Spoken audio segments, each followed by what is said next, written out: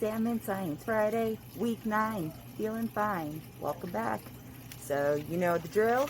It's time to do some observations. So this week, the temperature went down just a touch. It's been steady, but today it is 5.9 degrees Celsius, so just a little different. We are going to do something, you might notice there's some funny business going on. We're going to really dig into some science and some math today in a fun way. So, I mean, is there any other way? But what we're going to do today for our observations is we're going to go back and revisit what we were doing last week with what habitat in the tank do our salmon prefer. And what I did was I set up actually 4 different boxes that we're going to be looking at. I'll be posting some photos for you to look at and analyze as scientists. So we're actually going to figure out exactly how many fish are in each habitat, and what that's going to do for us in your observation section on your journals this week is you're testing your answers from last week. You're going to go back and see what you thought was the preferred habitat, which habitat the salmon like the best. This week, maybe things have changed. Maybe they've picked a different spot, or maybe we can actually, if it's looking like it's the same as last week to you, you can test out your answer and see if you were correct in picking, you know, the habitat that they seem to like the best. For your drawing this week, what I'm asking you to do actually came from Emma T. She noticed that she was able to identify the dorsal and adipose fins on our coho salmon, which is really impressive. And so I wanted to kind of build off of what she observed last week. And I'm going to post a link to a different part of the Schools for Salmon website underneath where you click to look at the video today. So I'm going to post a link to a part of our salmon dissection unit, and it's going to be labeled external anatomy, and that's talking about the outside body parts.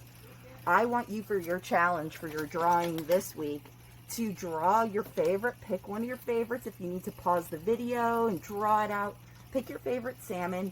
And using that diagram, that picture of all the body parts, I want you to label your salmon drawing with as many of those outside body parts as you can. So, let's view some salmon, shall we?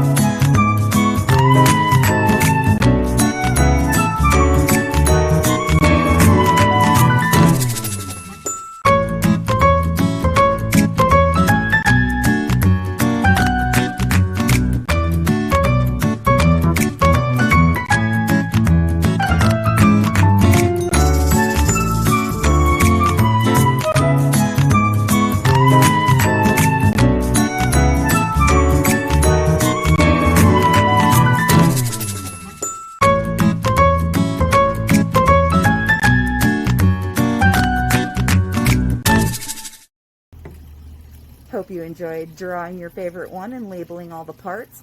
Let's go back to that data analysis. So what we're going to do with all of these little blue boxes. So the different habitats we're going to look at, what I want you to do is to actually, from the photos that I'm going to show you, count how many fish. This is a big job. So count how many fish you see in each of the 4 blue boxes. So we're going to be doing the top left. I'll do my hand right here. The top left of the tank, it's a little bit darker. It's got more of the black background. The top right is going to have a little bit lighter of a background. The bottom right, let's see if I could tip it. The bottom right has actually less gravel. It's got more bare spots. It does have some equipment in there. So moving over to the other side, we have a little bit of equipment as well, but a lot more gravel. So you'll see the bottom left and the bottom right has some differences. Whoops, I'll come back on screen, shall I? So the bottom left and the bottom right have some differences between gravel. They both have equipment, so that's going to be the same. So count the fish you see bottom left, bottom right. Up on the top, they're both pretty similar, but the one big difference, and I'll show you using this again, top left is where the water is coming out of the chiller and the filter. So cold, clean water is coming out. So it's actually pointing towards this side. So the water is actually moving a bit faster for our friends in the top right corner, because what our friends in the top left corner have figured out is that since the water's pointing in the other direction, I'll put this back down. Since the water's pointing this direction and pushing really hard this way, if they get behind it, this area here is a little bit slower. So you've got slower water versus faster water. You've got dark background versus light background. You'll have more gravel. You'll have less gravel. So this should help you to formulate your hypothesis or create what you think is the best habitat. Count the fish in each section and report to me with what your scientific findings are. Tell me what it was that you were able to discover in counting the fish in the different habitats. Science brains, let's check it out.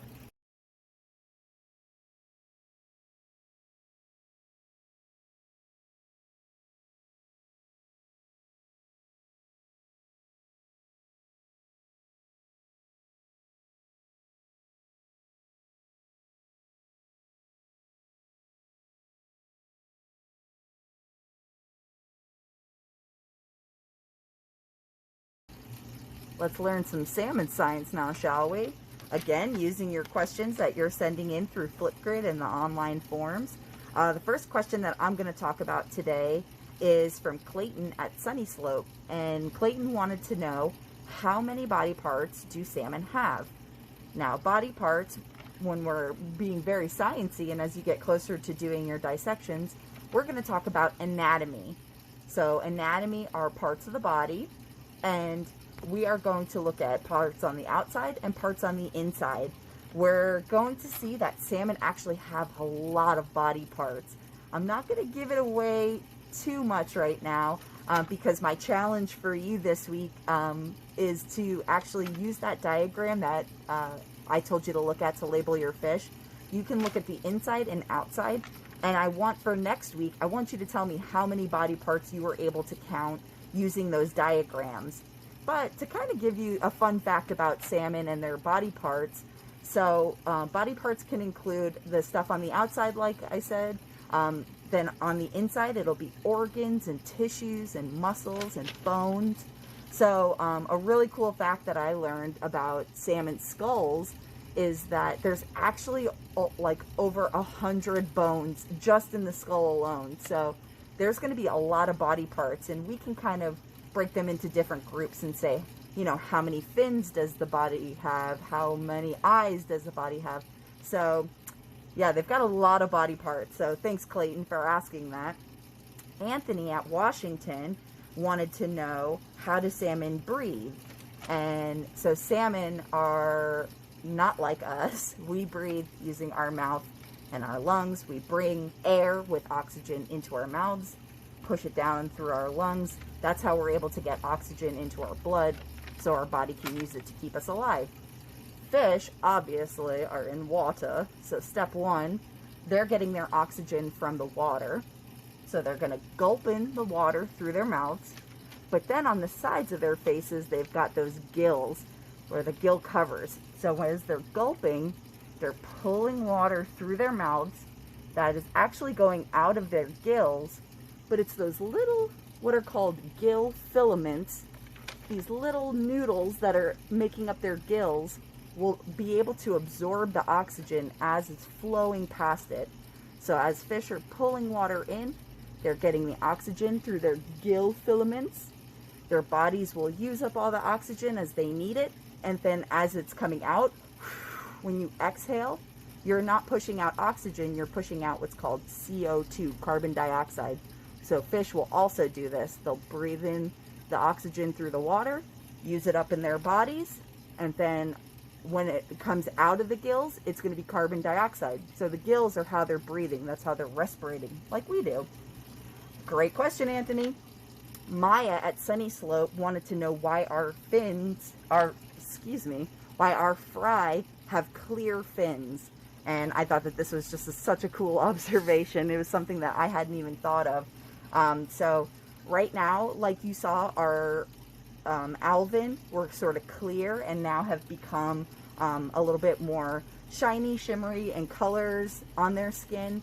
So our fish have clear fins right now, but eventually they'll develop what are called more pigments.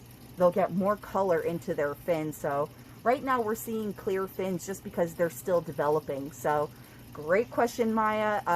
Yeah, as they grow up, we will see their fins go from clear to more colored. So we'll just keep watching them as they grow up and change and stay so cool. You stay cool too. Have a good weekend. I miss you already. Talk to you later.